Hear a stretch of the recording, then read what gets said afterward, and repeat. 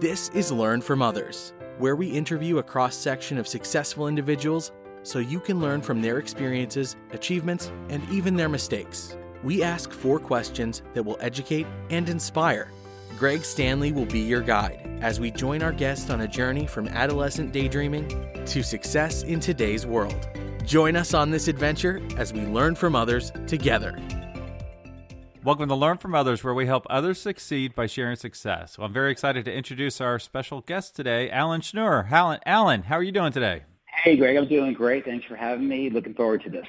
Yeah, that's awesome. Well, before you tell us what you're actually doing today, if you would, could you tell me, what did you want to be when you grew up? Oh, it's so easy for me. I'm in my office right now, and I got the coolest office, and I was a guitar player for the longest time, and I thought for sure I was going to be like a rock star. You couldn't tell me any different. I played 5-10 hours a day, and I'm not the rock star, which we're about to discover, but I did it for a good 15, 20 years of my life.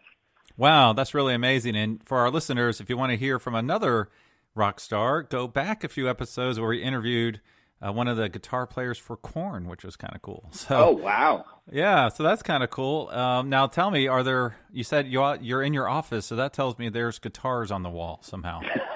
There's guitars and multi-effect processors and amplifiers, and I just think I got the coolest job in the world, and I get to play guitar, and I got a piano in here. Oh my goodness. Yeah, I'm looking into a beautiful home as well. So everything I ever wanted, plus a private bathroom. Wow, you got to love that. Well, I got to know, what's your favorite guitar that's on the wall, or the coolest one? Tell me about the story behind your favorite guitar. The story behind my favorite guitar is a Guild electric guitar, and it was given to me when I was 13 years old. My folks made me wait. They wanted to make sure I was going to stick with it, and I had to play acoustic guitar for a good 2 years before I got my hands on a twanging machine, and so it meant a lot. And I was off and running, and I was really into speed guitar, and it was easier to do that on an electric guitar than an acoustic guitar. Now, at that age, what was your favorite band? Don't mean to date yourself here, but what was your favorite band? You're dating me for sure, because I was a rock and roller. I was a headbanger. I was AC/DC, Judas Priest, Iron Maiden, Motorhead, you name it. Wow, that's really cool. It's great that you're still playing, and it's great that they're decorating your office walls. I always think that's cool when I walk into a house and there's guitars on the wall. That's really cool. Well, tell us, we know you're not a guitarist today, but what do you actually do today? So I am definitely a real estate entrepreneur, and this journey started out around 15, 20 years for me when I started buying single-family houses as a hobby. And I found myself buying one a month for 10 years straight. One a month for a decade. It wasn't my main focus in life. It was just an idea of being able to create enough cash flow and passive income so I can pick up the guitar and play a 5-10 hour day and not worried about where I'd have to be because I knew the rents were coming in. So I bought a house, one house for once a month for 10 years straight. So before I knew it, a decade later, I lifted up my head and I said, gee, I have like 150 houses, and maybe I can stop working full time, which I did. And I looked around and I said, maybe it's time to start buying apartment buildings since I have some extra time. And that's exactly what I did. I bought, get this, every 90 days for 5 years straight, I bought an apartment complex. So then before I knew it, I had 18 to 20 apartment complexes, 2,000 units, and 400 houses. So I had a lot of housing. Sounds like a lot of money, and it wasn't bad. I wanted more, but it started to take up too much time. So it actually turned into a job, and I said, well, I need some more time to play guitar. So I decided to sell all the housing, and that took a good few years to sell all the housing. And from there, I found some easier ways of making money in real estate, and that's kind of like with warehousing, storage, and triple net shopping centers, triple net leasing, and that's where I find myself now. So I got like 100,000 square feet of industrial storage. I have around 500,000 square feet of storage space, and more importantly, I have a few dozen shopping centers right now, like 1 million square feet, and the tenants really pay for everything. When things go wrong, they pay for increases in insurance, they pay for increases in the maintenance, they pay for the increases in the taxes. So they're kind of on their own, like a leased car. Person pulls into a car dealership, they lease a car for 5 years, and the dealer never really sees them ever again, maybe once in a while for a maintenance checkup.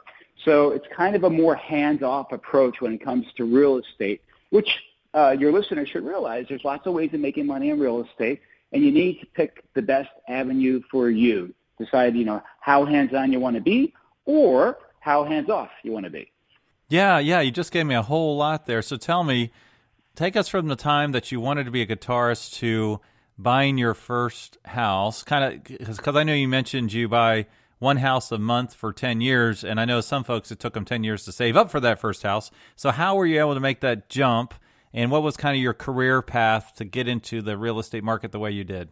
So, hobbies when you're young can really develop into some great learning lessons, and for me, the music was the best learning lesson of all, just when it comes to, practicing, personal practice, taking time, setting aside, maybe learning a song, and then working with a band. You want to perform, right? So then you have to learn how to work better with people. So you're performing, you're learning, you're practicing, and at the end of the day, it all kind of washes out. I mean, you either know the song or you don't know the song, so there's no cheating. So there's a saying, you can't cheat the music. And all these principles actually carried over in life for me, especially in real estate. So, for example, the first house that I bought, it was only $23,000 and $7,000 to fix it up. And for a high interest rate, there are plenty of people around me in my community to lend me that kind of money, use the house as collateral, so they're in first position. They feel safe about the house.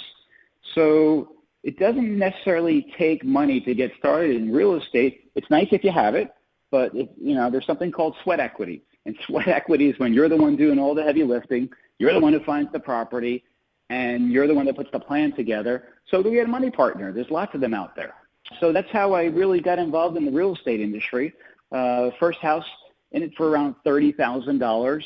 And then I was smart enough to go out and get a bank loan, appraised for around $75,000. And I think the bank lended me basically all my money out of the deal.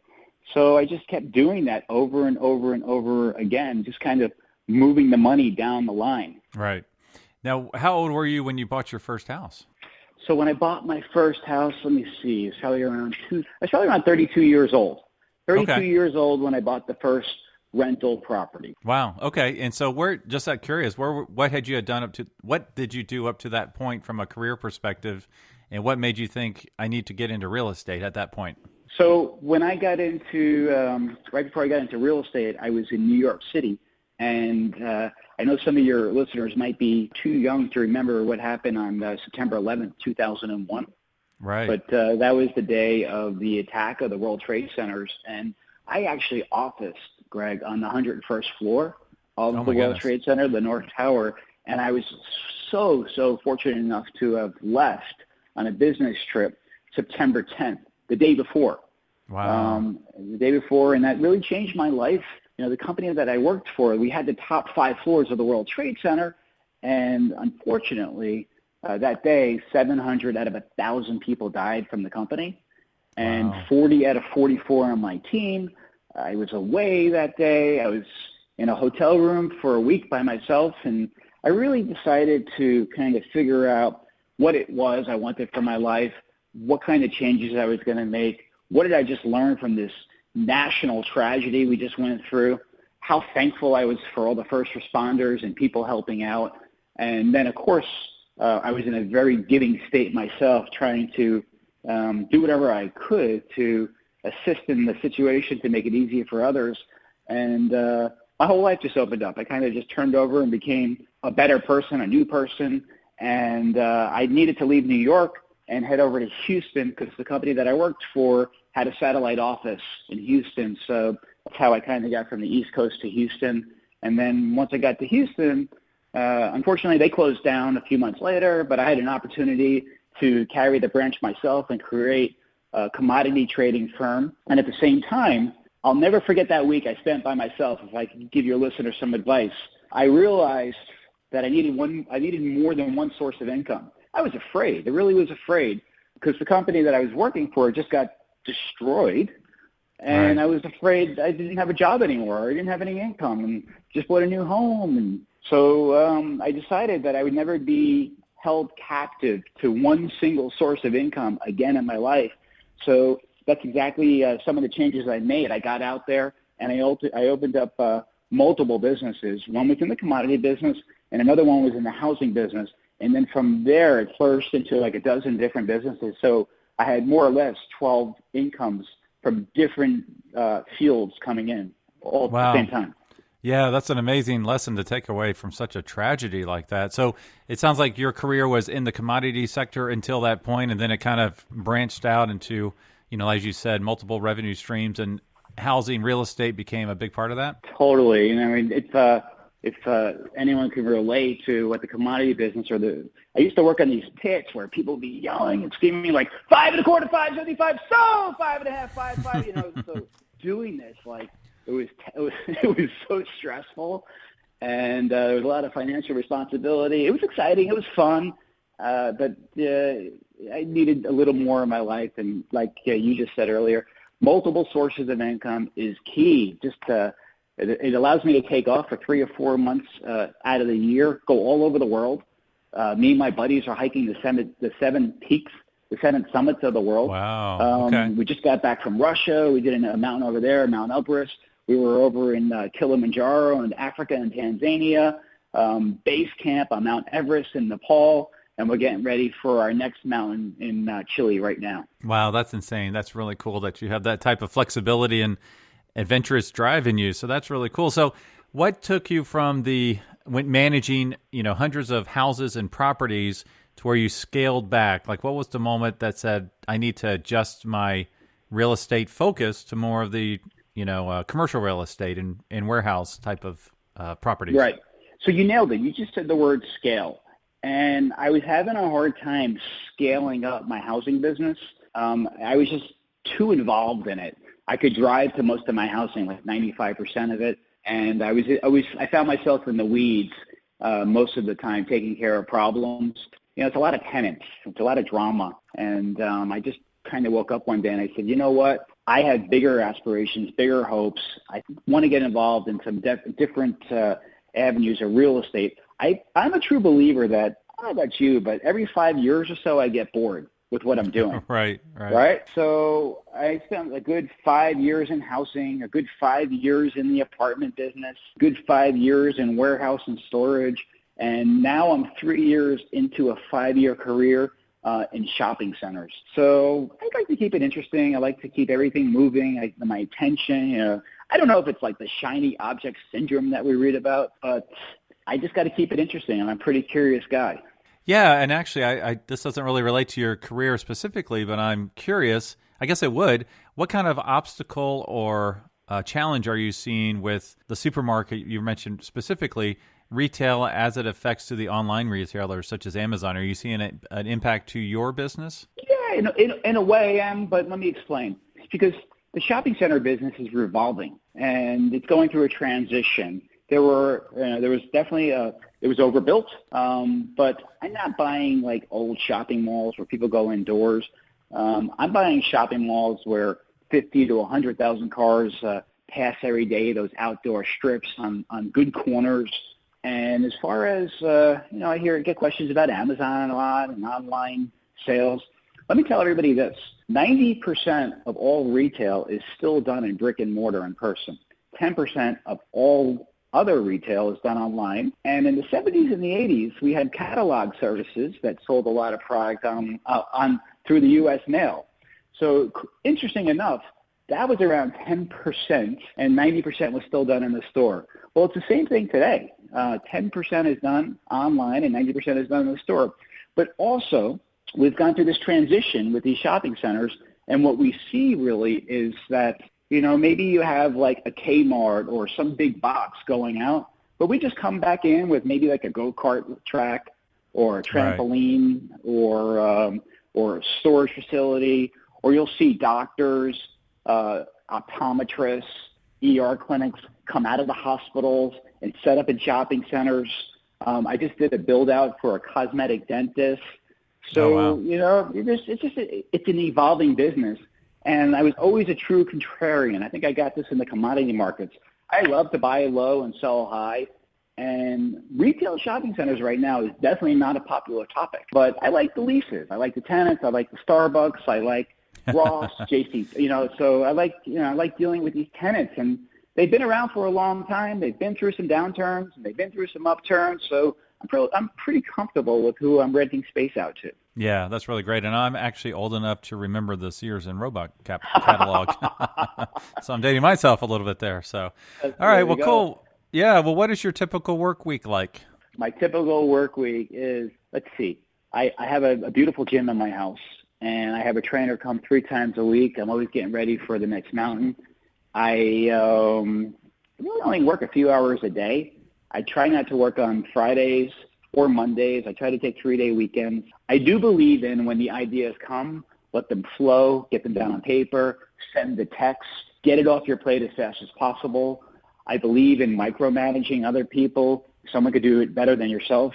Well, make sure you get that person to take care of it so you can free up the space to do what you do best. In doing so, my work week is really not that long. I carry the weight and the responsibility of what I do for a living, but it doesn't take your traditional 40 hours a week. It might just be like, I don't know, 10 to 20 hours a week of physically doing something.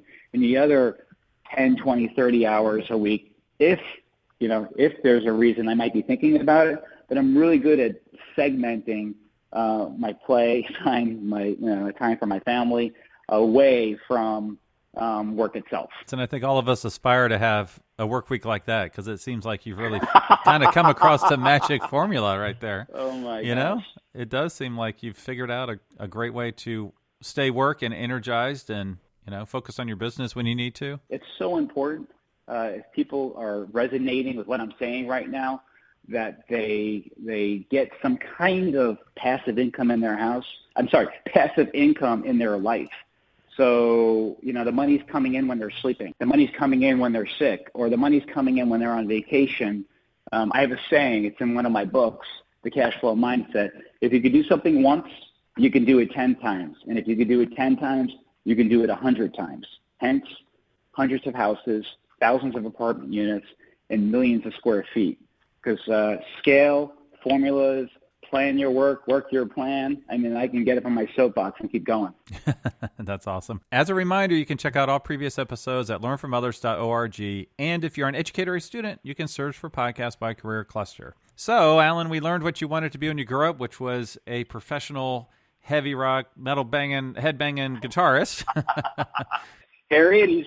Yeah, and what you do today, which apparently you do that in your part-time life or as a hobby. So if you would, looking back on your career, what would you do differently? Ooh, what would I do differently looking back on my career? I would have worried less. I don't know. I was a big-time worrier in the beginning. I was always a slow starter. Everything I did was a slow start, but that's okay. I mean, you got to get a thorough understanding of what you're doing. So I used to get down on myself by not being the fastest learner out of the group. But tenacity is key. Stick with it even when you think you're getting beaten. And, right. I guess some advice. I actually found myself once working in a factory that I built in Venezuela, in Caracas, Venezuela. And I should have probably closed it down. I spent 2 years of my life there. It was clear probably by the end of the first year this business wasn't going to work out, but I just felt like I had to stay in it till the very last dollar. So if it really looks bad, get out and move on as fast as possible. I think there's a saying, if you're going to fail fast, and then move on. Right. No, that's great advice. Well, now let's talk to the students out there. What advice would you give them if they would like to do what you do? So define that as a real estate entrepreneur or however you want. Like I was telling you earlier, one of my give backs in life is to mentor children. And I started with my son, who's now 15, but Jake was always very interested in seeing how to get involved in the housing business. So we actually did a few house flips together, like buy a house for $75,000, fix it for $25,000, and then sell it, which I helped him out a lot. But what really happened in the last 6 months, so exciting, I have a small money lending business. He borrowed money from one of my companies. He found a house using one of my brokers. He hired my contractors. Every Sunday after Hebrew school, we drive out there and go check out the house, and he writes some checks. And the house came out beautiful. But what's so exciting now is that he went back to the broker. They put it on the market, and we just got a contract over the weekend on the house. And if everything goes as planned, which I believe it's going to, he's going to net $15,000 to $20,000 on this house flip. And now he has a new goal to have $100,000 in the bank before he's 18. So I think that's an awesome lesson for children, and that children can actually do this with some good mentorship, of course. Yeah, that's just incredible. When you told me that before the call, I was just blown away that he's that successful at such a young age. Obviously, he's getting some great guidance. I might add, I'm sure you're going to ask me, but if you go to Alan Schnur on Facebook, you can see plenty of pictures of Jake's houses and how it's been coming along. It's been a lot of fun. Yeah, definitely will do. Well, now, are there any current projects you're working on that you would like to share? I know you mentioned you've written some books in the past. Sure. Okay, so right now I buy large shopping strips like with major anchors, and I'm buying a 125,000 square foot shopping center in Gilbert, Arizona. It's a syndication, and it's how I make a living. People come in, they take part of the company, or they just become a limited partner, and they share in the cash flows, and I work hard to work on doubling everybody's money. And so that's a big deal I'm working on right now. And I have 3 books out there. The latest one is The Cash Flow Mindset.